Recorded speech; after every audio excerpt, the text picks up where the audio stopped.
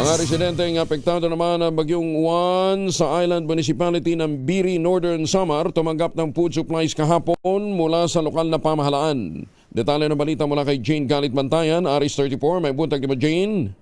Nakatanggap kahapon ng food supplies mula mismo sa lokal na pamahalaan ang mga residente ng Island Municipality ng Biri, Northern Samar na apektado ng nagdaang bagyo na si Owan. Kasama sa pamamahagi ng local government units ng Biri ang Local Disaster Risk Reduction and Management Council at Municipal Social Welfare and Development Office. Ang mga apektado ng bagyo ay tumanggap ng 4 na kilo na bigas. Ayon sa Local Disaster Risk Reduction Office ng Biri, 2,990 na household sa 8 barangays ang nakatanggap na nasabing ayuda.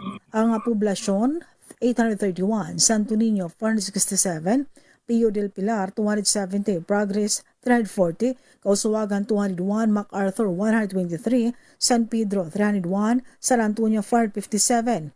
Ito yung mga barangay ng mga residente na nabigyan ng tulong na apektado ng nasabing bagyo.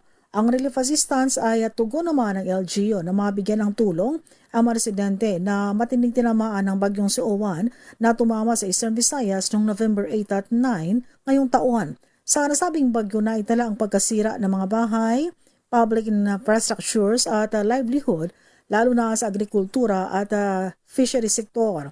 Ang nasabing pamilya ay kasalukuyang ding inilipat sa mga evacuation center nung nagdaang bagyo matapos na ipatupad ng LGU ang preemptive at forced evacuation.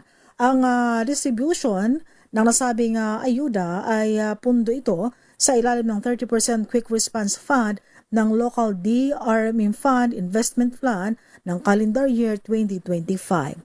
Mula sa Aksyon Radyo Katarman, Arts 34 Jane Galit Bantayan ng DZRH, una sa Pilipinas, una sa Pilipino. Daghang salamat, Jane.